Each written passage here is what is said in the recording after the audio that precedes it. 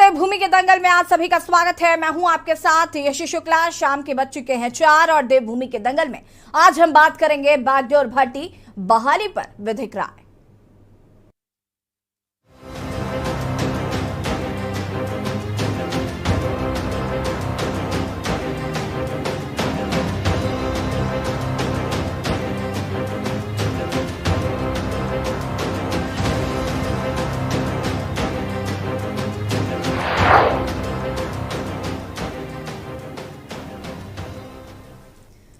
विधानसभा में बैकडोर से भर्ती के कारण निकाले गए 238 कर्मचारियों के मामले में विधानसभा अध्यक्ष ने सख्त रुख अपना लिया है।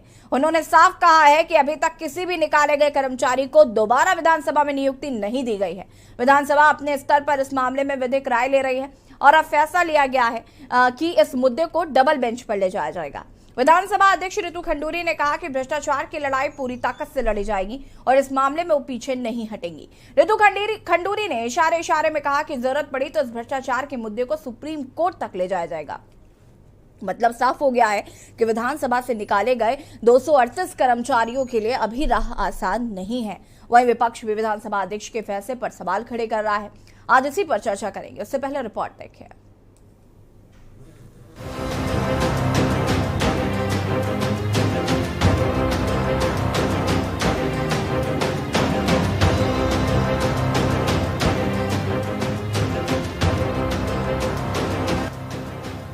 विधानसभा अध्यक्ष रितु खंडूरी ने पत्रकारों को बताया कि इस प्रकरण में कानूनी राय लेने का काम पूरा हो गया है। इस मामले में कानूनी राय प्राप्त हो गई है। सिंगल बेंच का स्टे खारिज करने के लिए हम डबल बेंच जा रहे हैं। मैंने पहले दिन प्रदेश के युवाओं से जो वायदा किया था उसके अनुसार इस प्रकरण में न्याय होगा। अब इसी आधार पर मजबूती से आगे कदम उठाते हुए डबल बेंच में अपील की जा रही है। बकौल खंडूरी पूर्व में हटाए गए किसी भी कर्मी को अभी विधानसभा में फिर ज्वाइनिंग नहीं दी गई है। कर्मचारी हाईकोर्ट के आदेश के आधार पर पत्र लेकर आए थे। इसके जवाब में विधानसभा ने भी उन्हें पत्र देकर सूचित किया है कि इस प्रकरण में आगे विधिक राय ली जा रही है जब तक उन्हें ज्वाइनिंग नहीं दी जाएगी। अब कानूनी राय लेने के बाद डबल बेंच में अपील का निर्णय लिया गया है। रितु खंडूरी ने कहा कि लोग कुछ भी कहने को स्वतंत्र हैं, लेकिन वो ना किसी के दबाव में आएंगी ना ही किसी को देखेंगी। सितंबर को 2016 के बाद बैकडोर से हुई कुल 238 नियुक्तियों को रद्द कर दिया गया था, लेकिन बाद में उक्त कर्मचारी इसके खिलाफ हाई कोर्ट चले गए थे, जहां से उन्हें विधानसभा अध्यक्ष के फैसले पर स्थगन का आदेश मिल गया था। देखिए, बहुत कुछ कहा जा सकता है, बहुत कुछ लोग कहते भी हैं, लेकिन ना मुझे किसी की सुननी है ना मुझे देखना है। मुझे न्याय और विधि के हिसाब से, लॉ के हिसाब से आगे चलना है। कुछ भी कहा जा सकता है, कहने के लिए लोग कह रहे हैं, वो फ्री हैं कहने के लिए, लेकिन मैं बिना किसी राय लिए, बिना विधि को साथ लिए, बिना लॉ को पढ़े आगे बढ़ने में नहीं विश्वास करती हूँ। तो मैंने पूरी राय ली है और उसमें हम मजबूती से कदम बढ़ा रहे हैं और आगे बढ़ रहे हैं। वहीं विपक्षी पार्टी कांग्रेस ने विधानसभा अध्यक्ष रितु खंडूरी के बयान पर सवाल खड़े कर दिए हैं। कांग्रेस प्रवक्ता सुजाता पॉल ने कहा, हाईकोर्ट के फैसले के बाद विधानसभा अध्यक्ष इस बात को कह रही हैं, जिन 238 लोगों की दोबारा बहाली करने के बजाय वे इसमें विधिक राय लेकर कोर्ट में आगे जाएंगी, तो यह बता रहा है कि यह मुद्दा ध्यान भटकाने के लिए ठीक है, जो यह सोची समझी रणनीति के तहत की जा रही है। क्या जिन लोगों को आपने नौकरी दी और माननीय उच्च न्यायालय ने ये आदेश दे दिया था, इस आदेश के विरोध में आप अब तक गई? आप नहीं गई। तो इसलिए अब ये सोच समझ के जो ये कर रहे हैं आप, ये केवल एक रणनीति के तहत आप कर रहे हैं, क्योंकि नौकरियां तो जो आपको देनी है अपने खासम खास लोगों को वो आप दे ही रहे हैं। अगर ऐसा नहीं है तो मैं तो जानना चाहती हूँ रितु खंडूरी जी से कि 228 पद जो इरिगेशन डिपार्टमेंट के निकाल दिए गए, उनको कब इंक्लूड करा जाएगा ओरिजिनल विज्ञप्ति में? जो बच्चे बैठे हुए हैं धरनों पर, उनसे कब वार्ता करी जाएगी? इतने सारे लोग हैं जिनको नौकरियां नहीं मिल रही हैं। यूके SSSC के मैटर में जिन लोगों को अब बार बार हम देख रहे हैं कि बेल मिल रही है, जितनी तेजी से उन्होंने पकड़ा नहीं उससे ज्यादा तेजी से तो उन्हें बेल मिल जा रही है। तो ये सारी चीजें ये बता रही है कि कहने के लिए और सुनने के लिए ये बातें बड़ी अच्छी लगती है, लेकिन कथनी और करनी में कोई अंतर तो नहीं रहेगा। ये आने वाले समय में पता चलेगा। विधानसभा बैकडोर भर्ती मामले में 238 कर्मचारियों की बहाली को लेकर यह लड़ाई कहां तक पहुंचती है यह और निकाले गए कर्मचारियों के भविष्य का क्या होगा, यह आने वाला समय बताएगा। ब्यूरो रिपोर्ट, के न्यूज इंडिया। जी हाँ, तो विधानसभा में बैकडोर से भर्ती के कारण निकाले गए 238 कर्मचारियों की मुश्किलें जो हैं वो कम होती नजर नहीं आ रही हैं। एक और जहां पर विधानसभा अध्यक्ष रितु खंडूरी ने ये साफ किया है कि ये मामला जो है वो डबल बेंच तक ले जाया जाएगा, तो वहीं बहाल किए गए जिन लोगों की बहाली नहीं हो पाई है, जिन कर्मचारियों को निकाला गया था, वो कर्मचारी अब न्याय की दरकार कर रहे हैं। उनका कहना है कि हाईकोर्ट ने जब आदेश दिया था उसके बावजूद भी उनको क्यों वापस से भर्ती नहीं किया गया है। चर्चा आज हम इसी पर करेंगे। मेहमान हमारे साथ जुड़ चुके हैं, उनसे आपका परिचय करा देते हैं। राजेंद्र चौधरी जी, प्रदेश महामंत्री कांग्रेस, हमारे साथ जुड़ चुके हैं। सुनीता विद्यार्थी जी, प्रदेश प्रवक्ता बीजेपी। दर्शन डोभाल जी, प्रवक्ता आम आदमी पार्टी, हमारे साथ जुड़ चुके हैं। अवतार सिंह रावत जी, अधिवक्ता हाईकोर्ट। आप सभी का बहुत बहुत स्वागत है। और शुरुआत में सुनीता जी आपसे करना चाहूंगी और मैं सबसे पहले सबकी प्रतिक्रिया लूंगी, इसके बाद उस पर विस्तार से चर्चा की जाएगी। सुनीता जी, जिस तरीके से बहाली को लेकर ये मामला हाईकोर्ट में गया, जो कर्मचारी निकाले गए थे उन्होंने इस पर मांग की थी कि इसको किया जाए और हमें वापस नौकरी पर रखा जाए। उनकी बहुत सारी बातें थी कि उनको नोटिस नहीं दिया गया था और तमाम चीजें थी। अब रितु खंडूरी जी ने कहा है कि हम डबल बेंच पे लेकर जाएंगे और कहीं ना कहीं इशारों में उन्होंने ये भी कहा है कि मामला सुप्रीम कोर्ट तक जाएगा।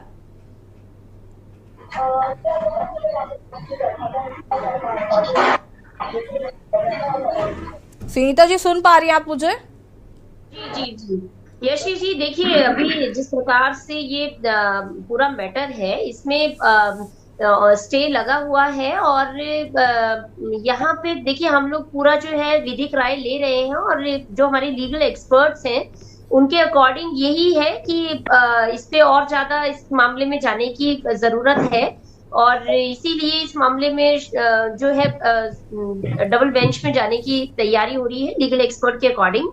तो देखिए सबसे बड़ी बात ये है कि जिस प्रकार से ये भर्तियां हुई थी और बैकडोर भर्तियां थी और तमाम जो हमारी जनता और सभी लोग जो थे बहुत इस चीज से आहत थे, चाहे वो कुंजवाल जी की भर्तियां थी या चाहे उसके बाद जो हुई भर्तियां वो थी, तमाम चीजों में बहुत सारे पेंच जो थे वो आए थे सामने और उसमें यही था कि जो भी हो योग्यता के अनुसार हो और एक ट्रांसपेरेंसी के अकॉर्डिंग। कुंजवाल जी का नाम आपने ले लिया, प्रेमचंद्र अग्रवाल जी का भी तो नाम ले लेती हैं आप। बिल्कुल बिल्कुल, देखिए जितनी भी हुई हैं, जितने भी हमारे स्पीकर्स रहे हैं आज तक, जितने रहे हैं जब से उत्तराखंड बना है तब से लेकर आज तक जितनी भी चीजें हैं, अगर वो नियमानुसार नहीं हुई है और अगर उनको हम सभी ने देखा है कि कहीं ना कहीं चाहे वो हमारे अग्रवाल जी के टाइम की बात हो या कुंजवाल जी की बात हो और अन्य सारे पहले भी भर्तियां हुई हैं, उनके पहले भी भर्तियां रही हैं, यशपाल आर्य जी की बात करें, कपूर जी की करें, बहुत सारे ऐसे मैटर है क्योंकि सभी में एक नियमावली होना बहुत जरूरी है। और यहाँ पे देखिए क्योंकि यहाँ पे हमारी जनता के जो हक और अधिकार है और जहाँ पे हम बात करते हैं कि सभी को एक समान हम लोग देखते हैं और जो भी हो नियमानुसार हो, क्योंकि सभी को जो है मौका मिलना चाहिए। और इस तरीके की अगर बैकडोर और जहाँ पे विशेषाधिकार वाली बात आई थी इस पूरे मैटर में, तो विशेषाधिकार और नैतिकता ये दोनों देखिए बहुत ही आसपास है। अब इसमें वही है कि विवेक कितना यूज होता है, तो उसके अकॉर्डिंग ये सब चीजें रही। और मैं तो कहती हूँ कि ऐसी सभी भर्तियां जिनमें कोई नियम फॉलो नहीं किए गए हैं, वो ऑब्वियस सी बात है कि वो हमारे जनता के साथ तो छलावा है ही है, उसमें कोई दो राय नहीं है। हर चीज जो है वो ट्रांसपेरेंसी के साथ में होनी चाहिए और कोशिश ये होनी चाहिए हर गवर्नमेंट की जो भी आए कि अपने जिन लोगों ने विश्वास के साथ हमको सत्ता में लाया है और जो हमारी गाइडलाइंस है, जो हमारी नौकरियों की एक नियमावली बनी है, उसके अकॉर्डिंग होना चाहिए। तो वही हमारा प्रयास है कि सबके साथ जो है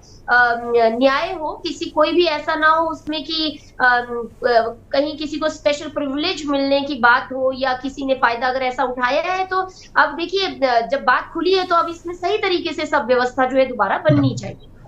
ठीक है, अवतार सिंह जी आपका रुख करना चाहूंगी मैं, और इस पूरे मामले पर मैं चाहूंगी कि आप थोड़ा प्रकाश डालें कि हाईकोर्ट का क्या फैसला था और उसके बाद किस तरीके से उनको फिर से बहाल नहीं किया गया, बल्कि हाईकोर्ट ने कहा था कि उन लोगों को बहाल किया जाए, हालांकि ऐसा नहीं हुआ। और अब डबल बेंच में इस मामले को ले जाने की बात की जा रही है, उसके बाद सुप्रीम कोर्ट की भी बात कही जा रही है, तमाम चीजें कही जा रही हैं।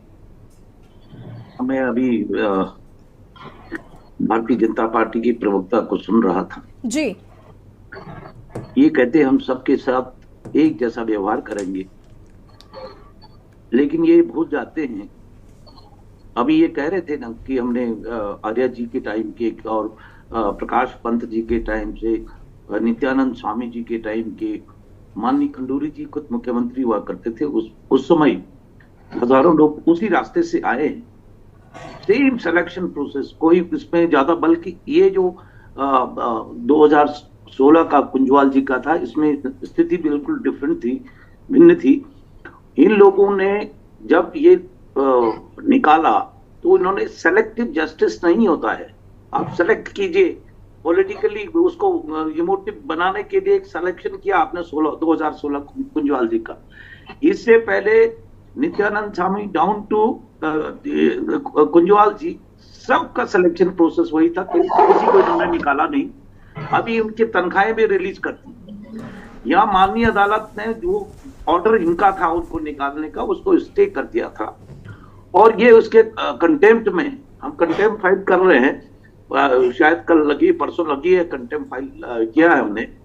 जब वो ऑर्डर जिससे इनको बाहर कर दिया था वो स्टे हो गया, इनऑपरेटिव हो गया, तो इनको अंदर क्यों नहीं ले रहे? आप अपील करते रहे, लेकिन पहले ऑर्डर को तो कंप्लाई करिए हाई कोर्ट का।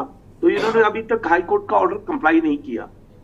और 2016 के बाद एक भी 16 से पहले के किसी भी आदमी को इन्होंने हटाया नहीं, जबकि उसी प्रोसेस से हुए हैं। अगर एक आदमी उसी ढंग से अंदर आता, दूसरा आदमी उसी ढंग से सर्विस में आता है, एक कॉपी का सेलेक्टिव जस्टिस, क्योंकि उससे आपका एक पॉलिटिकल मुद्दा भी सॉल्व होता है कि कुंजवाल कांग्रेस के रजिम में ये हुआ, इसलिए उनको प्रहार करने के लिए हमने 2016 कट ऑफ और बहाना दिया कि रेगुलराइज हो गए। भाई जिस आदमी का सिलेक्शन ही गलत था, वो रेगुलर होने का क्या मतलब है? Regularisation itself is wrong. But तो आप सबको एक ढंग से करते ना, तो इसके पीछे साफ साफ ये जाहिर होता है कि अमली जामा ये पहनाना है कि बहुत ईमानदार हैं। अभी यूके ट्रिपल एससी में क्या हुआ? यूके ट्रिपल एससी में मुद्दा उठा था 2022 में, 22 में इनकी सरकार है, 21 में थी, 20 में थी, 19 में थी, और फिर मुद्दा बनाया 16 का। ये 16 में वो आरबीएस रावत और उसके टाइम पे घपला हुआ, वही लोग जेल में गए, और उसके बाद किसने बदमाशी की वो कोई जेल में नहीं गया, वो मुद्दा ही खत्म हो गया। इधर अभी जैसे आपने सही ढंग से पॉइंट आउट भी किया कि अग्रवाल जी का नाम लेते, वो मीटिंग में बैठ रहे हैं, वो सब चीज पूरे डिसीजन ले रहे हैं, लेकिन उनका नाम नहीं होता, सिर्फ कुंजवाल जी का। तो इस ढंग से न्याय, अगर आप न्याय की बात करते हैं तो आपके दिमाग में दिल से न्याय होना चाहिए। दिमाग में ये कॉन्स्पिरेसी करके, कॉन्स्पिरेसी करके न्याय नहीं होता है। तो हम तो चाहते हैं ठीक है न्याय है, अगर इनको आपने बेदखल किया तो सभी को कीजिए, right from day one. Whosoever has come from the same way, you must throw them out. Why have you distributed the salary? बाकी लोगों को तो तनख्वाह दे दी, इन बच्चों को नहीं। ठीक है, मैं वापस आऊंगी, मैं अवतार सिंह जी आपके पास, मैं और लोगों की भी प्रतिक्रियाएं इस पर लेना चाहूंगी। शिव प्रसाद सेमवाल जी भी हमारे साथ जुड़ चुके हैं, प्रवक्ता हैं यूकेडी के, बहुत बहुत स्वागत है सेमवाल जी आपका भी। और मैं यहाँ पर रुक करना चाहूंगी प्रदेश महामंत्री कांग्रेस के राजेंद्र चौधरी जी का। राजेंद्र जी क्या कुछ कहना चाहेंगे इस पूरे मामले पर, क्योंकि कांग्रेस कहीं ना कहीं लगातार इसको लेकर टारगेट कर रही है भारतीय जनता पार्टी को। अभी जो मेरे से पूर्व वक्ता थे रावत जी, मैं उनकी बात से सहमत हूँ। लगभग मेरा भी कहना यही था जी कि भाजपा जो है वो अपने भ्रष्टाचार की तरफ नहीं देखती। अब सवाल इसमें एक और जुड़ता है कि आने वाले समय में जो नियुक्तियां होंगी सचिवालय में या विधानसभा में जी, उनकी प्रक्रिया क्या होगी? सामने की लाइट खोलना। क्या जो हमारी वर्तमान विधानसभा अध्यक्ष हैं वो इसी तरह से नियुक्तियां करेंगी? सवाल ये है। जी, सवाल ये नहीं है कि क्या हो गया, अभी तक जो हुआ मान लीजिए हम मानते हैं उसे गलत हो गया, तो रितु खंडूरी जी बताएं रोड मैप क्या है इसका। और जहां तक भ्रष्टाचार की बात है तो मकान सिंह रावत के अलावा इसमें किसी बड़ी मछली पर हाथ नहीं गिरा गया। क्यों नहीं हुआ? क्या बिना पॉलिटिकल संरक्षण के, क्या बिना राजनीतिक हस्तक्षेप के कोई आदमी इतना बड़ा खेल कर सकता है? और बहुत दुर्भाग्य की बात है कि उत्तर प्रदेश उत्तराखंड में लगातार बच्चों के भविष्य से खिलवाड़ हो रहा है और सिर्फ बयानबाजी और अखबारबाजी तक ही सीमित है काम। और डबल बेंच में देर क्यों की इन्होंने जाने से?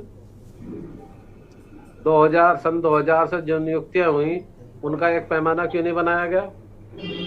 ये कांग्रेस को बदनाम करने की बात है इनकी, और होना आना कुछ नहीं है।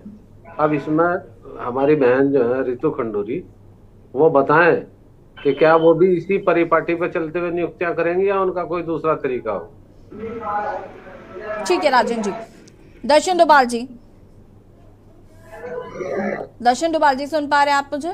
अनम्यूट करें प्लीज खुद को।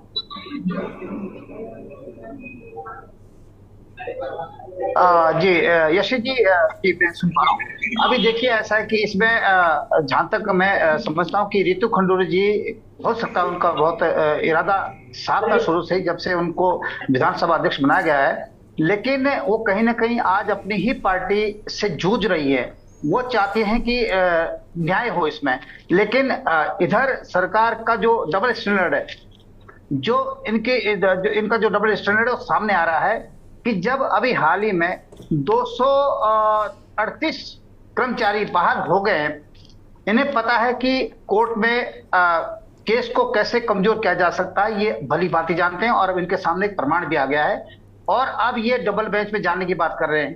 क्या ये दूसरा तरीका नहीं हो सकता कि विधानसभा में विशेष सत्र बुलाकर 2000 से लेकर 2022 तक जितनी भर्तियां हुई है उसका समाधान नहीं निकल सकता अगर सरकार की मंशा साफ हो? लेकिन इनके मंशा पर इसलिए भी सवाल उठता है कि प्रेमचंद अग्रवाल जी जो खुले तौर पर उन्होंने कहा कि हाँ मैंने अपने रिश्तेदारों की भर्तियां की है, उनको प्रमोट करके उत्तरकाशी का प्रभारी बनाया गया, उनको प्रमोशन दिया गया। तो इसलिए इनकी जो दोहरा मापदंड है इनका, ये सामने आ रहा है, और आज भी उनकी मंशा कहीं से मुझे नहीं लगता कि ये उसमें न्याय चाहते हैं। ये इसमें चाहते हो कि जितने भी आज तक, और क्योंकि जैसे अभी पूर्व में रावत जी ने बताया और इन्होंने अग्रवाल साहब ने भी कहा कि जो प्रोसेस अभी हुआ है उसी प्रोसेस से 2000 से लगातार भर्तियां हो रही है, वही प्रोसेस था। पहले वालों के नक्शे कदम पर चलते हुए सबने वही प्रोसेस चालू किया, और रितु खंडूरी जी को छोड़ करके जितने भी पूर्व में विधानसभा अध्यक्ष रहे हैं सबने इसमें भ्रष्टाचार किया है, चाहे वो कांग्रेस के हो चाहे वो भाजपा के हो। अब अभी सिर्फ दो को टारगेट किया जा रहा है क्योंकि दो खुल्लम खुला सामने आ गए हैं, बाकी लोगों की बात क्यों नहीं हो रही है? क्या उससे पूर्व में इस तरह की भर्तियां नहीं हुई है, बैकडोर से भर्तियां नहीं हुई है? तो इसलिए अगर सरकार की मंशा साफ है तो ये विशेष सत्र बुलाकर इतना लंबा प्रोसेस में न जा करके, अगर मंशा साफ, और इस समय एक चीज और अच्छी है क्योंकि इसका विरोध कांग्रेस करती, क्योंकि कांग्रेस भी इनके ये तो दोनों पार्टनर इसमें भ्रष्टाचार में, जो कांग्रेस ने किया वही भाजपा कर रही है, जो भाजपा ने किया वही कांग्रेस ने किया, लेकिन इस समय इनकी बोलती बंद है, ये इस पे जवाब नहीं दे सकते, और इस समय कांग्रेस की जो है ये चुप्पी साधनी पड़ेगी।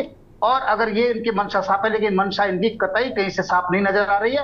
हाँ, रितु खंडूरी जी वास्तव में हो सकता है कि वो चाहती हो कि मैं कुछ एक नया एग्जाम्पल पेश करूं प्रदेश के सामने कि क्योंकि उनका इसमें कोई दूर दूर तक इन्वॉल्वमेंट नहीं है, तो वास्तव में वो एक नई प्रथा और नया एग्जाम्पल कायम करना चाहती है, लेकिन उन्हें मौका नहीं दिया जाएगा। और जिस तरह से इनकी आपस में आजकल आप देख रहे हैं कि भाजपा के दो गुट बने हुए हैं, और इनका विरोध खुलकर सामने आ रहा है और कुर्सी के लिए फिर से नई लड़ाई शुरू हो गई है। नए मुख्यमंत्री का हम चेहरा हो सकता है बहुत जल्दी देखेंगे, जो है इस 4 साल के अंदर छठे मुख्यमंत्री के रूप में। लेकिन उसी प्रकार रितु खंडूरी जी चाहती हैं, लेकिन ये ऐसा होने नहीं देंगे, ये आपको मैं दावे के साथ कह सकता हूँ। ठीक है दर्शन डोभाल जी। हमारे साथ सेमवाल जी भी जुड़े हुए हैं, शिव प्रसाद सेमवाल जी, क्या कुछ कहना चाहेंगे इस पूरे मामले को लेकर? अनम्यूट करें प्लीज खुद को। सेमवाल जी अनम्यूट करें प्लीज खुद को, आपकी आवाज नहीं आ पा रही हम तक। ओके अब आ रही है? जी कंटिन्यू। विधानसभा में जो भर्तियां हुई हैं जी, हर एक भर्ती का अपना एक क्राइटेरिया होता है। कहीं डॉक्टरी की परीक्षाओं में वॉक इन इंटरव्यू होता है, तो कहीं केवल लिखित होता है, कहीं केवल मौखिक होता है। ये नियोक्ता के ऊपर होता है कि वो किस तरीके की भर्तियां कराना चाह रहे हैं, किस तरीके क्या क्राइटेरिया वो अपनाना चाह रहे हैं। और अगर विधानसभा में जो क्राइटेरिया अपनाया गया है उसमें जो भी गलत है वो सीधे जिम्मेदारी तत्कालीन विधानसभा अध्यक्ष की है, क्योंकि विधानसभा सचिव के भी बॉस जो है विधानसभा अध्यक्ष होते हैं। और आपने देखा होगा, आपने कई मीडिया के थ्रू भी पूछा होगा आपके रिपोर्टर्स ने, कि ऐसा कोई भी विधानसभा अध्यक्ष नहीं है जिसने ये ना कहा हो कि मैंने भर्तियां नहीं कराई। कुंजवाल जी ने भी कहा कि हाँ मैंने अपने रिश्तेदारों की भर्तियां कराई। प्रेमचंद अग्रवाल जी ने भी कहा कि हाँ जी मैंने कराई जी। तो जिन लोगों ने भर्तियां कराई, जो कह रहे हैं कि हाँ मैंने कराई, रितु खंडूरी जी ने उनके खिलाफ कोई कार्रवाई नहीं की, उनको एक सो कॉज नोटिस तक नहीं दिया। प्रेमचंद अग्रवाल जी वर्तमान में भी कैबिनेट मिनिस्टर के पद पे बने हुए हैं, उनके खिलाफ कोई कार्रवाई नहीं। ऐसे में जो लोग नौकरी लग गए उनके खिलाफ एक तरफा कार्रवाई करना, उनको निकाल देना, और वो भी सिर्फ एक चुनिंदा टाइम पीरियड के लोगों को निकालना। और उसमें भी रितु खंडूरी जी ने क्या किया कि जब 2016 वाले और 2022 वाले लोगों को निकाला गया, उसमें से भी कई सारे लोग इनके चहेते ऐसे थे, सबको मीडिया वालों से लेकर के सबको ये मालूम होगा कि 2016 से लेकर 2022 वाले लोग निकाले गए। लेकिन इसमें रितु खंडूरी जी के कुछ चहेते थे 4-5 लोग, उनको मैडम ने नहीं निकाला, नहीं बर्खास्त किया। और उनमें से भी जिन लोगों को निकाला गया उसमें से भी 2-3 इन्होंने वापस अपने स्टाफ में बुला लिए। तो फैक्ट क्या है कि जिन्होंने भर्तियां कराई, जिन्होंने साफ बोला कि हाँ जी हमने कराए, जो जिम्मेदार थे भी डायरेक्ट, उनके खिलाफ कोई कार्रवाई नहीं हुई। वर्ष 2000 से ही नहीं बल्कि राज्य बनने से भी पहले से जो उत्तर प्रदेश से राज्य बनने पे उत्तराखंड आए थे, उनकी चयन में भी कोई क्राइटेरिया नहीं अपनाया गया। सेम क्राइटेरिया जो अभी भी अपनाया गया वो तब भी अपनाया गया। वो राज्य बनने से पहले भी जो लोग आए, राज्य बनने के साथ जो आए, और राज्य बनने से लेकर के 2016 तक जो लगे, 3 स्टेप है। पहला राज्य बनने से पहले से जो आए यूपी से, दूसरा राज्य बनने के बाद 2016 तक जो लगे, और तीसरा जो 2016 के बाद हुआ जी। तो जब जांच का और कार्रवाई का क्राइटेरिया विधानसभा अध्यक्ष जी ने बोला कि क्योंकि चयन पर इनकी नियुक्ति प्रक्रिया गलत थी, क्राइटेरिया गलत था, मानकों का पालन नहीं हुआ नियुक्ति में, इसलिए निकाला गया। तो जब सबका क्राइटेरिया एक था तो कायदे से तो इनको पूरी विधानसभा ही खाली कर देनी चाहिए थी, जब सबका क्राइटेरिया एक था। 2016 के बाद से भी कुछ लोगों को नहीं निकाला, ये कहीं मीडिया में अभी तक आया नहीं है, पहली बार आपके सामने खुलासा। ठीक है, अब आप जब इतना खुलासा कर ही रहे हैं तो ये भी बता दीजिए कि वो 4-5 लोग कौन है? थपलियाल हैं जो पीआरओ रहे हैं, जिनको वापस ले लिया गया। और मेरे पास नाम, ये नाम सुनीता जी बहुत ध्यान से सुनिएगा आप, क्योंकि जवाब आपसे लूंगी मैं। मेरे को नाम ध्यान नहीं आ रहा। अगर आप मेरे को 2 मिनट का वक्त दे देंगे तो मैं नाम मंगवा दूंगा। ठीक है, क्योंकि ब्रेक का कमांड आ रहा है, मैं वापस आऊंगी, उसके बाद इस पर विस्तार से चर्चा करेंगे। और बैकडोर भर्ती पर आपको बता दें कि विधिक राय की बात कही जा रही है, जहां पर लोग हाईकोर्ट पहुंच चुके हैं, हाईकोर्ट पहुंचे थे और उसके बाद हाईकोर्ट ने फैसला सुना दिया था कि इन लोगों को बहाल किया जाए, 238 कर्मचारियों को, लेकिन इनकी बहाली नहीं हुई। और रितु खंडूरी जी का कहना है कि हम डबल बेंच का रुख करेंगे, नहीं तो उसके बाद सुप्रीम कोर्ट का भी रुख करेंगे। तो देखना होगा कि ये किस ओर जाता है पूरा मामला। फिलहाल रुकेंगे छोटे से ब्रेक के लिए, चल हाजिर होता है। आप देख रहे हैं के न्यूज, खबरों का सारथी। देखें कौन नया खिलाड़ी आया है। समझा देते हैं। प्यार से समझाएंगे। ये तो अपनी जुबान है। जुबान एक हो तो दिल भी एक होने चाहिए। विमल, बोलो जुबान केसरी। खाने में स्वाद जागे, पोषण मिलेगा सबका, सेहत का ध्यान रखे, ये फेवरेट है सबका। खुशबू उड़े निराली, व्यंजन में जान डाले, वाह वाह रे बावर्ची, कहते हैं खाने वाले। 100% शुद्ध कच्ची घानी का बावर्ची सरसों का तेल। बावर्ची खिलाइए, सबको रिझाइए। बावर्ची। अब जनता बोलेगी, सारी पोल खोलेगी, देखेंगे आपके वार्ड का विकास। क्या समस्याओं से मिली निजात? पब्लिक की पूरी हुई आस, मिस्टर पार्षद फेल हुए या पास? के न्यूज इंडिया पर देखिए वार्ड अदालत। आप देख रहे हैं के न्यूज, खबरों का सारथी।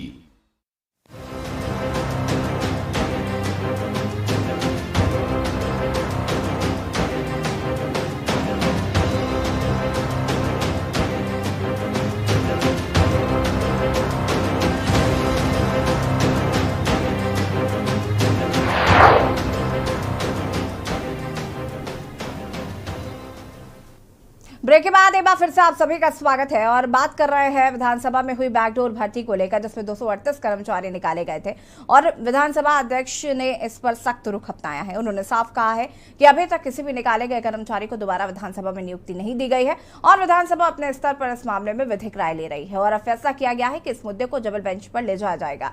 विधानसभा अध्यक्ष ऋतु खंडूरी ने कहा कि भ्रष्टाचार की लड़ाई पूरी ताकत से लड़ी जाएगी और इस मामले में वो पीछे नहीं हटेंगी। ऋतु खंडूरी ने इशारे में कहा कि जरूरत पड़ी तो इस भ्रष्टाचार के मुद्दे को सुप्रीम कोर्ट तक भी ले जाया जाएगा। मतलब साफ हो गया है कि विधानसभा से निकाले गए 238 कर्मचारियों के लिए अभी तक राह आसान नहीं हो पाई है। तो वही विपक्ष भी विधानसभा अध्यक्ष के फैसले पर सवाल खड़े कर रहा है। चर्चा हम इसी पर कर रहे हैं और मैं शिव प्रसाद सेमवाल जी का रुख करना चाहूंगी, इसके बाद सुनीता जी आपका रुख करूंगी। मैं शिव प्रसाद जी। मैडम, सबसे पहले बात यह है कि ये तो मैंने आपको बता दिया कि मैम ने किया क्या। ठीक। इसके बाद मैडम ने क्या किया कि खुद भी बिना वैकेंसी के, बिना विज्ञापन निकाले हुए, उत्तराखंड के नहीं, कुंजवाल ने, प्रेमचंद अग्रवाल ने और इससे पूर्ववर्तियों ने फिर भी उत्तराखंड के लोगों को नियुक्त किया। जन आंदोलनों से और कई सादतों से बने इस राज्य में ऋतु खंडूरी जी, क्योंकि खुद दिल्ली की हैं, इनका वोटर कार्ड दिल्ली का है, ये खुद दिल्ली रहती हैं, ये करवा चौथ के व्रत मनाने से लेकर के सारे बार त्योहार, दिल्ली, दीपावली, होली सब दिल्ली में मनाती है। और ये जब विधानसभा में अध्यक्ष बनी तो ये वहां कर्मचारी भी दिल्ली से ले आई मैडम, 2 बिहार से ले आई, 2 पटना से ले आई, 2 यूपी से ले आई। तो जब हमने इनसे सवाल किया कि मैडम आपने बिना क्राइटेरिया वाले लोगों को तो बाहर निकाल दिया और आपने खुद यही काम कर दिया, ऐसा क्यों? तो बोली कि जैसे पहले वालों ने किया, इसके वीडियो हैं, आप लोगों ने भी चलाए होंगे। मैडम ने बयान दिया कि मैंने कुछ नहीं किया, जैसे प्रेमचंद अग्रवाल जी ने किया, जैसे कुंजवाल जी ने किया, मैंने भी वैसे ही किया। शिव प्रसाद जी, आपने जो 2 मिनट मांगे थे, तो आपने क्या वो नाम खोज लिए कि वो कौन से नाम है जिनको नहीं निकाला गया है? एक सेकंड, आप तब तक ठीक है। सुनीता जी जवाब दीजिए। सुनीता जी ठीक है शिव प्रसाद जी वापस आऊंगी, जब आप नाम ढूंढ लीजिएगा तो बता दीजिएगा। सुनीता जी, आरोप लग रहे हैं, पहली बात तो और लोग कह रहे हैं कि नीति और नियत साफ नहीं है। दूसरी बात यह कि सेमवाल जी अलग ही दिशा में जा रहे हैं। उनका यह कहना है कि कई कुछ चुनिंदा लोगों को जो फेवरेट थे ऋतु खंडूरी जी के, उनको नहीं हटाया गया है और उनको नौकरी में रखा गया है और 2016 से 22 तक की जो लोग थे बस वही निकाले गए। और राजेंद्र जी की तरफ से सवाल उठाया गया और डोभाल जी भी कह रहे हैं कि किस प्रक्रिया के तहत लाया जाएगा, क्या प्रक्रिया बदल दी जाएगी, कोई रोड मैप तैयार कर लिया है क्या? जी देखिए, यहाँ पे स्पष्ट बात है कि जिस प्रकार से भ्रष्टाचार पे प्रहार पूरे प्रदेश में चल रहा है, विधानसभा अध्यक्ष भी उसी राह पे है और विधानसभा अध्यक्ष भी यही चाहती है कि अगर भ्रष्टाचार हुआ है, किसी के भी काल में हुआ है, अभी उन्होंने 16 से 22 की बात की है क्योंकि चरणबद्ध तरीके से ये जांच रखी गई थी और उसमें भी विधिक राय ली गई थी ताकि किसी के भी अधिकार का हनन ना हो। क्योंकि देखिए हमारी प्राथमिकता ये है, आप तो ठीक है आप बोल रहे हैं कि आप अपने बात नहीं कर रहे, दूसरों की बात कर रहे हैं, लेकिन मैं यहाँ स्पष्ट बात करूं क्योंकि बहुत यहाँ पे जैसे अवतार सिंह रावत जी की भी मैं बात करूं, बहुत ही सुलझे हुए व्यक्तित्व हैं और काफी इस विषय में इनको नॉलेज भी है, बहुत पुराने हमारे वरिष्ठ व्यक्ति भी माने जाते हैं।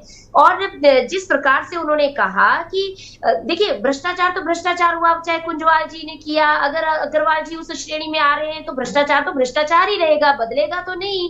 भाजपा में ये डेफिनेशन नहीं बदली जाती है कि अगर कहीं पे गलत हुआ है तो वो अब अगर हमारे अपने व्यक्ति हैं तो वो चेंज हो जाएगी डेफिनेशन।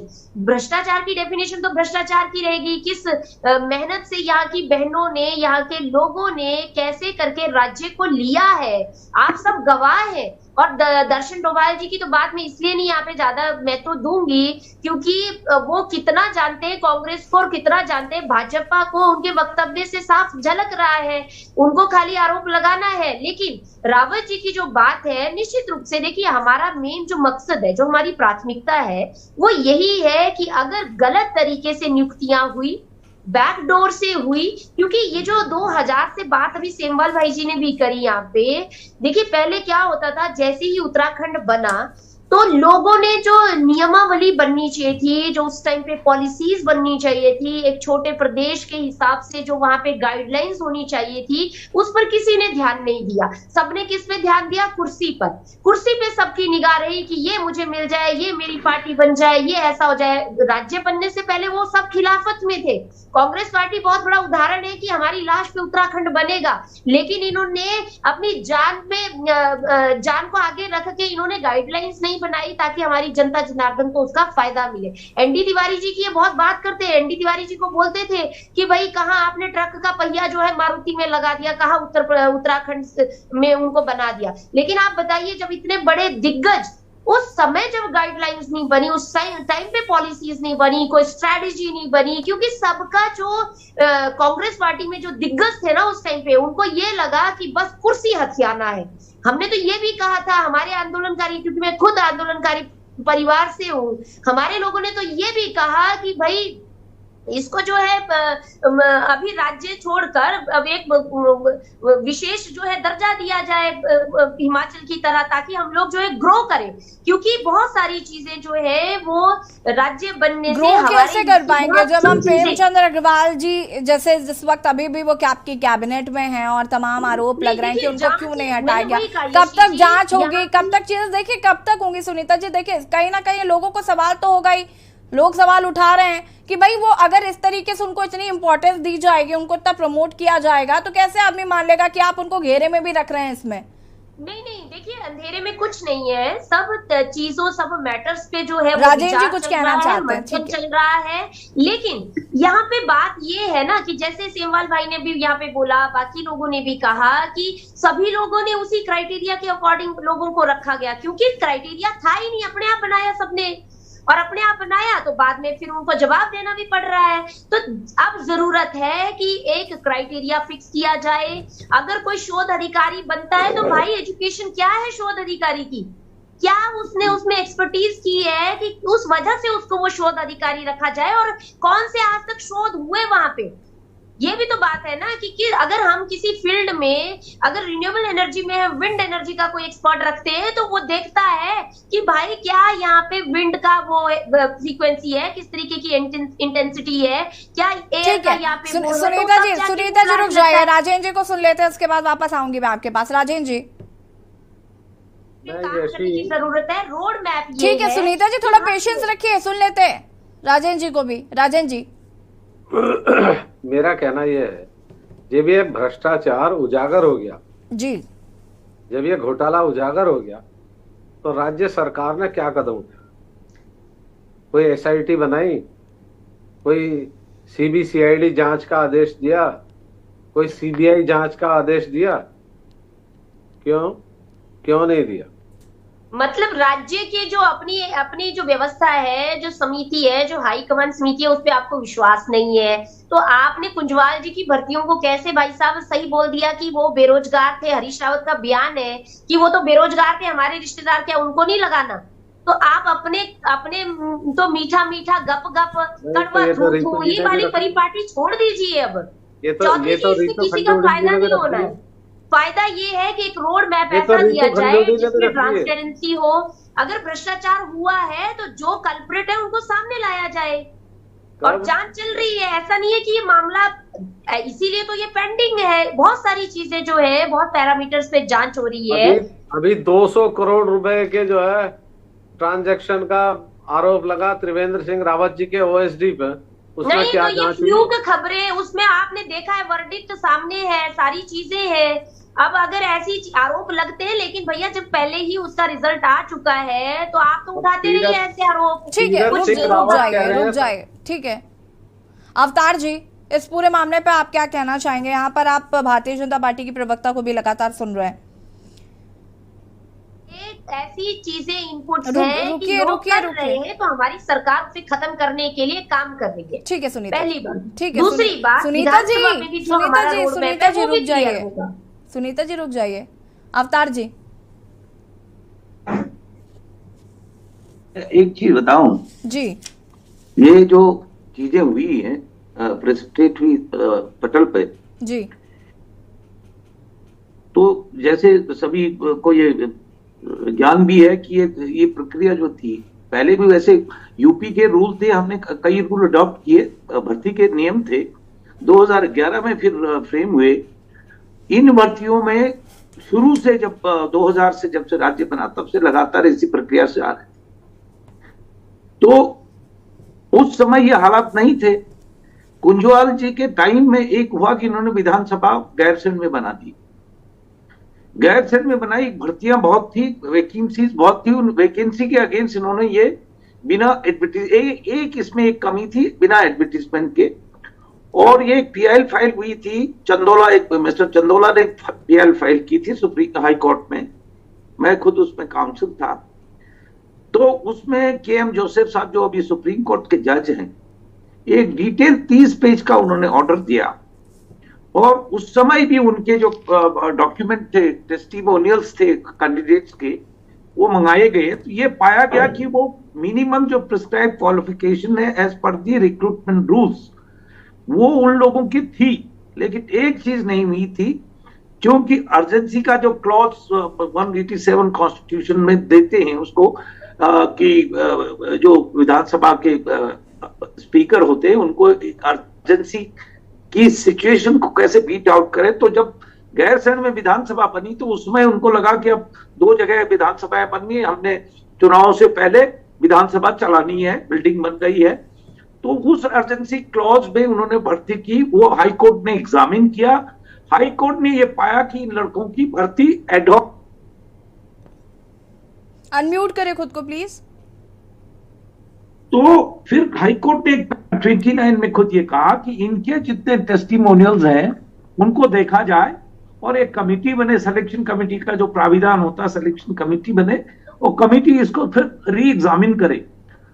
तो हम ये कह रहे हैं कि इसके बाद, जैसे अग्रवाल जी के टाइम में ऐसी अर्जेंसी क्लॉज नहीं थी, ना किसी कोर्ट ने उसको एग्जामिन किया, तो जो आज की वर्तमान स्पीकर हैं उन लोगों को हाई कोर्ट के judgement, division bench high court के जजमेंट को भी देखना चाहिए था, उसमें क्या क्या डायरेक्शन दिए हैं, और उसके बाद कैसे ये कार्रवाई करें। जो कार्रवाई उन्होंने की कि एक दिन कहा कि आप जाओ, बाहर जाओ, कोई रीजन नहीं दिया, कुछ नहीं दिया, किस कारण से नहीं दिया। 6 साल after having examined by the high court and high court find them कि ये सही है, और उसके बाद बिना शो कॉज दिए, बिना कारण बताए उनको निकाल दिया। ये भी इन लोगों को एग्जामिन करना चाहिए था। अगर कानून की विधि की बात करते तो विधि सम्मत होना चाहिए था, आपने तो आर्बिट्ररी किया। और ये जो अभी एक वक्ता साहब, मैं I am sorry I forgot his name, वो जो बता रहे थे कि ये खबर यहाँ है कि इन्होंने कई लोगों को हटाया नहीं, और कुछ लोग बाहर के 5-7 लोग इन्होंने खुद ऐसे इसी प्रक्रिया से भर लिए, और लोग ने पूछा तो कहा भाई ये मेरा पर्सनल स्टाफ है। हाँ, उन्होंने लेकिन उसका जस्टिफिकेशन भी दिया था। उन्होंने कहा ये मेरा पर्सनल स्टाफ है और जब तक मैं विधानसभा अध्यक्ष हूँ तब तक ये मेरे साथ है, उसके बाद ही वापस चले जाएंगे। तनख्वाह तो कंसोलिडेटेड फंड से जाएगी ना, स्टेट के पैसा तो स्टेट से जाएगा। ठीक है, सुनीता जी जवाब दीजिए।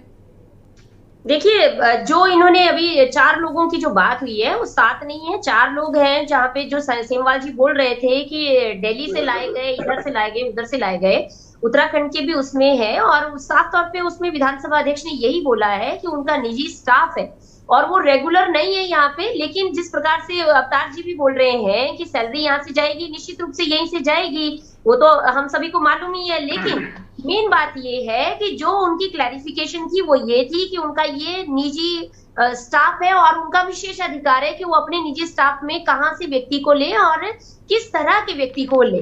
तो इसमें तो कोई दो राय नहीं है। लेकिन यहाँ पे तो सवाल ये भी उठा रहे हैं ना कि भाई वो तो क्या है, करवा चौथ मनाने दिल्ली जाती हैं। अरे भाई, जब उनका परिवार दिल्ली रहता है तो वो करवा चौथ कहीं भी मनाए, आप इतना पर्सनल नहीं जाना चाहिए। पर्सनल नहीं जाना चाहिए, हम तो सिर्फ कह रहे हैं रूल ये परमिट नहीं करता है कि विधानसभा नहीं, सेमवाल जी ने कहा ना। ठीक है, शिव प्रसाद जी कंटिन्यू करिए। सुनीता जी सुन लेते हैं जरा शिव प्रसाद जी को। एक मिनट। ये प्रदेश की जनता है और प्रदेश की जनता जिन्होंने वोट दिया है वो उनको ये बोलने का अधिकार भी है अपने जनप्रतिनिधि को, जिनको चुन के भेजा है, कि भैया होली दिवाली तो कम से कम हमारे साथ रहो। वार त्योहार में तो सारे बिहार के लोग बिहार चले जाते हैं, दिल्ली की में जो गए होंगे हमारे लोग घर आ जाते हैं। ये हमारे जनप्रतिनिधि है, ये वार त्योहार में दिल्ली चले जाते हैं। तो बोलेंगे भाई जनता को लगेगा। नंबर एक बात। नंबर दूसरी बात, एक मिनट पूरी तो होने दो। दूसरी बात, पर्सनल स्टाफ क्या होता है?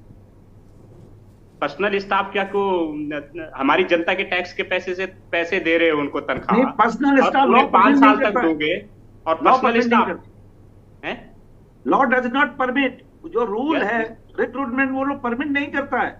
आप उन्हीं कर्मचारियों से पर्सनल स्टाफ लो, अलग से थोड़ा ना ले सकते। अपनी तनख्वाह में से लो। और पर्सनल स्टाफ ऐसा कौन सा काम पर्सनल काम करते हैं? वो सारा काम तो ऑफिशियली करते हैं ना। विधानसभा में घूमते हैं, फाइलें चेक करते हैं, लोगों की ड्यूटी देते हैं, लोगों को काम धाम बताते हैं। और जो अधिकार नहीं होता, जो फाइलें देखने का अधिकार नहीं होता, उन फाइलों को भी देखते हैं, गोपनीय फाइलों को अपने साथ रखते हैं। क्या ये पर्सनल काम है? अधिकारों का अतिक्रमण कर रहे हैं, पैसे जनता के टैक्स के पैसे से दे रहे हैं। तो हमारा भी ये कहने का अधिकार है कि भैया जो भी आपने स्टाफ रखा, चाहे आप दिल्ली से रखो चाहे पटना से रखो, पूरा भारत एक है। लेकिन थोड़ा सा क्राइटेरिया तो फॉलो करते, एक विज्ञापन निकाल देते, 1 महीने में आपको हो सकता था उनसे बेहतरीन स्टाफ नजर आ जाता। दर्शन दिल्ली पटना वालों पे आपको भरोसा है, ठीक है। दिल्ली पटना उत्तराखंड के लोग जिन्होंने जिन लोगों ने आपको वोट दिया उन पे भरोसा नहीं है आपको। कमाल है। ठीक है, दर्शन डोभाल जी कुछ कहना चाहते हैं? यशी जी, कहने से पहले मैं थोड़ा सा एक सुनीता जी का जो वाक्य है उसको मैं करेक्ट करना चाहता हूं। इन्होंने कहा है कि इस समय हमारी सरकार में भ्रष्टाचार पर प्रहार चल रहा है। जी सुनीता जी, प्रहार नहीं चल रहा है, हाहाकार मचा हुआ है, हाहाकार चल रहा है। आज भी तो होगा ही आज नहीं। भी सुनीता जी सुनिए हाहाकार मचा हुआ है। आपके नेताओं ने भ्रष्टाचार हाहाकार मचाया हुआ है। अभी आपने सुना तीरथ सिंह रावत, पूर्व मुख्यमंत्री तीरथ सिंह रावत जी और त्रिवेंद्र सिंह रावत जी का आपने सुना? मालिश हो रही है। आज लॉकडाउन चल रही है। छोड़िए इस बात को, मैं मुद्दे की बात आता हूँ। सुनता नहीं, थोड़ा सुन लीजिए। मैं आपको इंटरप्ट नहीं करता बीच में, तो थोड़ा शांति रखिए, सुनिए, आप जवाब देना। तो आज चलो, ये तो हाहाकार बचा ही हुआ है, पूरा देश देख रहा है, प्रदेश देख रहा है। मैं दूसरी बात कह रहा हूँ कि मैं आज उन बच्चों की भी बात करना चाहता हूँ जिन्हें यूके SSC का मामला उठाया था। उनकी चतुर्थी ठंड में मैं 2 साल लगातार 1.5 साल से रह रहा हूँ। पिछले ठंड भी मैंने उनके साथ काटी और आज वो फिर धरने पर बैठे हुए, बल्कि मेरे को थोड़ी देर पहले फोन आया कि आप फिर आ जाइए। उनका बुरा हाल है। पूरे प्रदेश के बेरोजगारों के साथ में जो अन्याय भाजपा सरकार कर रही है, और टालम टोल के चक्कर में, क्योंकि उनको पता है। देखिए, अब हम तो विश्वास हम कांग्रेस में भी नहीं करते, क्योंकि मैंने कहा ना कि कांग्रेस और भाजपा का भ्रष्टाचार में अलायंस है, ये पूरे पार्टनर है। इसीलिए जो पुराने बड़े बड़े नेता थे जिन्होंने करोड़ों का भ्रष्टाचार किया, सारे भाजपा में चले गए। मैडम सुनिए हम मैडम तो प्लीज, भ्रष्टाचार में सुनिए देखिए हमारी सुनिए, सरकार नहीं वही तो आपने और अपने आप गोद में नहीं लिया, मुकदमों की श्रृंखला उनको जो आपने है, अपने वो आप वॉशिंग मशीन में, इंटीग्रेटेड फोर्स से सुनीता देख सकते हैं। जी, सुनीता जी सुनिए ना, उनको आपने अपनी गोद में बिठा लिया, अपनी वॉशिंग मशीन में बिठा लिया, जिन्होंने करोड़ों रुपए लूटे हैं यहाँ की जनता के, उन कांग्रेसियों को आपने अपने वॉशिंग मशीन में रखा हुआ है, अरे सलाहकार रहने बनाया दीजिए, हुआ है, आप जहाँ उसमें कांग्रेस पूर्व जाती है मुख्यमंत्री वहाँ नहीं तो है, कैसे जहाँ रहने जाती दें, है वहाँ कांग्रेस कैसे रहने पहले दें तो मैडम, आपको पद दे कैसे देती रहने है, दें? और सीट दे देती है। आज आप बीच जिस तरह पार्टी से, को आप मैंने नहीं कहा ना, दीजिए। अगर आपकी नियत सही है तो आप विशेष सत्र बुला करके इसका समाधान ही हो सकता है। मैं कह रहा हूँ आज कांग्रेस भी बोलने की स्थिति में नहीं है, लेकिन आपकी मंशा नहीं है, आपको पता है हम जो है डबल बेंच में जाएंगे, पहले आप हाई कोर्ट गए, धैर्य रखिए ना प्लीज, मैं सुनता हूँ ना, ऐसे आप भी सुनिए प्लीज, आप देना जवाब। मैं कह रहा हूँ कि जिस प्रकार से आप पहले हाई कोर्ट गए, वहां से उनको बहाली मिल गई, आपको पता है कि केस को कैसे कमजोर किया जा सकता है, और वो आपकी सरकार ही उसको कमजोर कर रही है। आप डबल तरफ से एक तो वकील स्ट्रॉन्ग ऐसा कमजोर वकील खड़ा करके उधर के वकील को भी पैसा जाता होगा जो उनकी तरफ से, ताकि एक केस हार जाए, और आज डबल बेंच में जाकर के आप पूरे प्रदेश को गुमराह कर रहे हैं, आप लोग गुमराह कर रहे हैं पूरे प्रदेश की जनता को, क्योंकि आपको पता है कि वहां कोर्ट के चक्कर काटते उनको न्याय नहीं मिलने वाला, भाजपा की सरकार में न्याय नहीं मिलने वाला है। और आप इस बात को मानिए, बल्कि आज मुझे लगा था शुरू में आपने बड़ी बेबाकी से बहुत अच्छा पॉइंट भी रखा था, मुझे बड़ा अच्छा लगा कि पहली बार आपने माना, अपनी सरकार के खिलाफ आपने बोला कि वास्तव में नहीं बोला, आपने एक चीज बोली आपने बहुत अच्छी चीज बोली, बता रहा हूँ क्या बोला आपने, क्या बोला मैं वो चीज बता रहा हूँ। आपने कहा कि 2000 से लेकर 2022 तक की सभी की जांच होनी चाहिए, ये मुझे बहुत अच्छा पॉइंट लगा, और आप फिर उसके बचाव में आ गई हैं, तो बचाव नहीं देखिए, आपको सरकार से ज्यादा चिंता अपने प्रदेश के ठीक है। दर्शन डोभाल जी और सुनीता जी प्लीज रुकिए जरा। राजेंद्र जी अपनी बात को पूरा कर सकते हैं आप। राजेंद्र जी एक सेकंड रुक जाइए प्लीज। सभी पहलुओं पे सुनीता जी क्या हो जाता है आपको, आप रुकती ही नहीं है। मैडम मैंने इनसे पूछा कि सरकार ने जो है इस धांधली में क्या कार्रवाई की, कोई जवाब नहीं। भाजपा हमने दे दी है, अब आप सुनना ही नहीं चाहते, आप पता नहीं कौन सी दुनिया में खोए हुए हो। चौधरी जी क्या बोला हमने, हम लोगों ने भ्रष्टाचार को खत्म करने के लिए क्या स्टेप उठाया। हम लोग देखिए, अब उनको हाई कोर्ट जाके स्टे मिला है तो भी हम विधिक राय ले रहे हैं कि अगर कोई भी बैकडोर भर्तियां अगर गलत तरीके से की गई हैं तो उस पर कार्रवाई किसी आदमी को ना चैनल पर बुलाया, लेकिन आप सुनना ही नहीं चाहते। आपको बस ये सुनीता जी कितना बोलेंगी आप, रुक जाइए जरा, सामने वाले की भी तो सुनिए, जवाब देना जरूरी है लेकिन समय आएगा। राजेंद्र जी माफी चाहूंगी, कंटिन्यू। ये बिल्कुल यही है राजेंद्र जी आपकी भी आप मुश्किल में हम समझ सकते हैं, आपकी मजबूरी है, क्या करेंगे।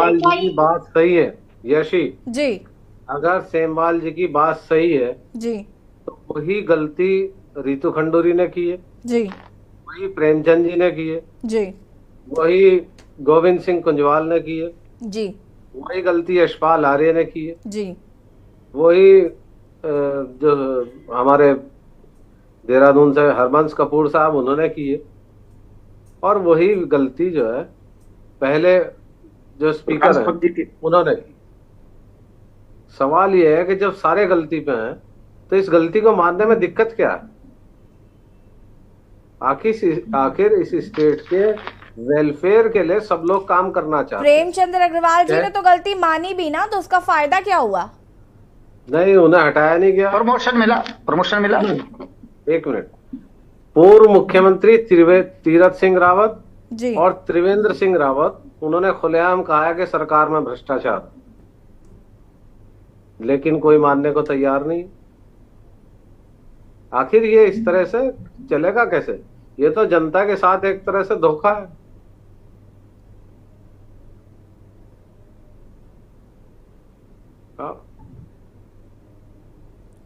सुनीता जी देखिए, सेमवाल जी इसके बाद आपके पास आऊंगे।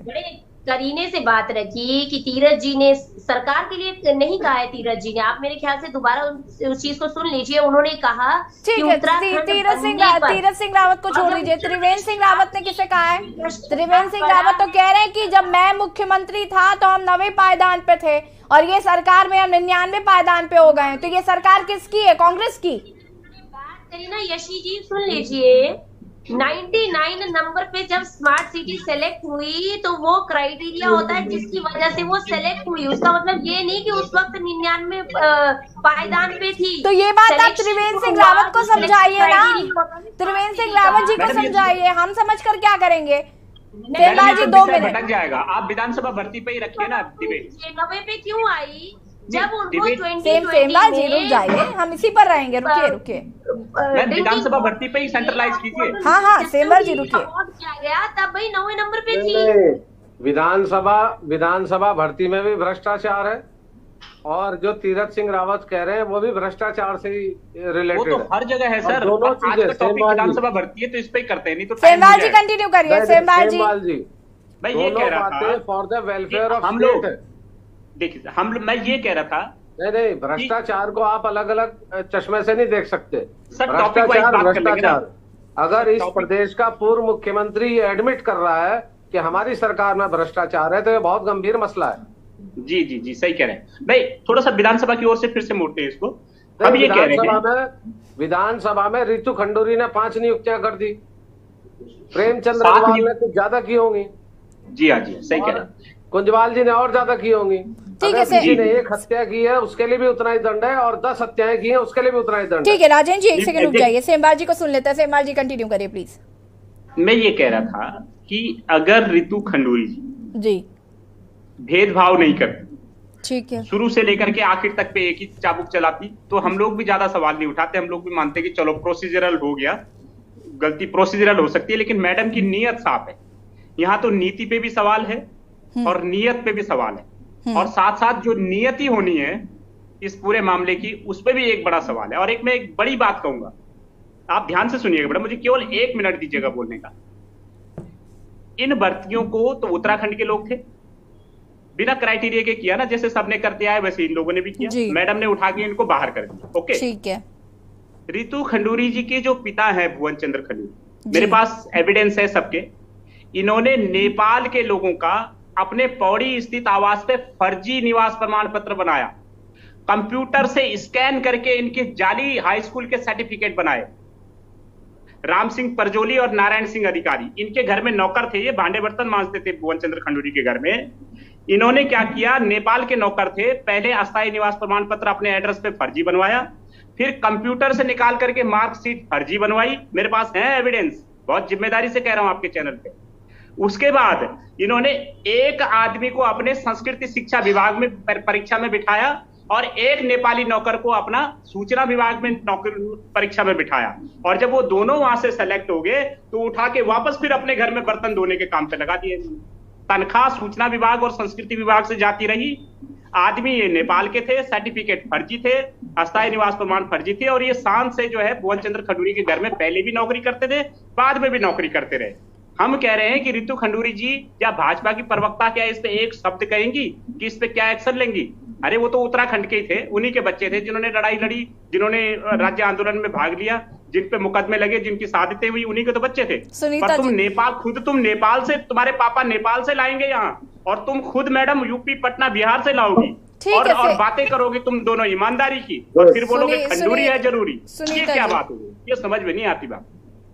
सुनीता जी जी देखिए, यहाँ पे ये जो विषय इन्होंने नेपाल का बताया, ये तो हमने कभी नहीं सुना, आज सेमवाल जी पहली बार बता रहे हैं, और अगर इसमें सच्चाई है तो मुझे लगता है और शिव प्रसाद जी के पास सबूत भी हैं तो वो भी उनसे ले लीजिएगा प्लीज। मेरे पास सबूत है मैडम। जो इन्होंने यहाँ पे ये बात कही है, और अगर ये इसमें सच्चाई है तो इसका जवाबदेही होना चाहिए, क्योंकि देखिए क्या है, मैं तो ये कह रही हूँ कि ये जो जितनी भी भर्तियां हुई है इसमें सबसे बड़ी बात जो ये है कि भाई एडवर्टीजमेंट होता, एडवर्टीजमेंट के बाद भी तो अप्रोच लगता है ना मैडम, हम क्या जानते नहीं है। लेकिन मेन बात है कि थोड़ी बहुत ट्रांसपेरेंसी जो विभागीय होती है वो हर किसी को करनी चाहिए थी, और वो बहुत ज्यादा जरूरी है। क्योंकि भाई अगर आज हमारे भाई को, हमारी बहन को, जिनके माँ बाप ने जो आंदोलन में जो शहीद हो गए, अगर उनको प्रिविलेज नहीं मिल रहा है और अगर उसका प्रिविलेज बाहर के लोग ले रहे हैं तो निश्चित रूप से दुखद बात है।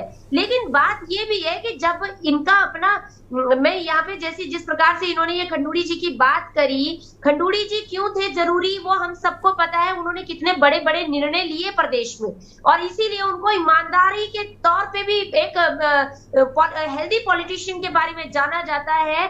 आप उनको कंपेयर नहीं कर सकते किसी भी पॉलिटिशियन के साथ में, क्योंकि उन्होंने ठीक है सुनीता जी ठीक है, सुनिए हमारे पास भी चूंकि वक्त की कमी है और हमें अब देखना होगा कि विधानसभा भर्ती में क्या कुछ आगे होता है। फिलहाल आप सभी का बहुत बहुत शुक्रिया चर्चा में शामिल होने के लिए। और देवभूमि के दंगल में आज हम बात कर रहे थे बैकडोर भर्ती को लेकर, बहाली को लेकर। जब हाईकोर्ट का रुख किया गया, कर्मचारियों ने किया, तो उसके बाद हाईकोर्ट ने उनको बहाल करने की बात कही थी। लेकिन उसके बाद अब विधानसभा अध्यक्ष रितु खंडूरी जी कह रही हैं कि हम इस पर डबल बेंच की राय लेंगे, साथ ही साथ डबल बेंच के पास जाएंगे और सुप्रीम कोर्ट का भी रुख कर सकते हैं। तो कहीं ना कहीं देखना होगा विधानसभा भर्ती घोटाले में क्या कुछ निकलकर सामने आता है। देवभूमि के दंगल में फिलहाल इतना ही। देखते रहिए के न्यूज़ इंडिया। नमस्कार। इस कार्यक्रम के प्रायोजक करता है गोल्डी हिंग, कण कण में जान, राजश्री इलायची, दर्शन का जश्न।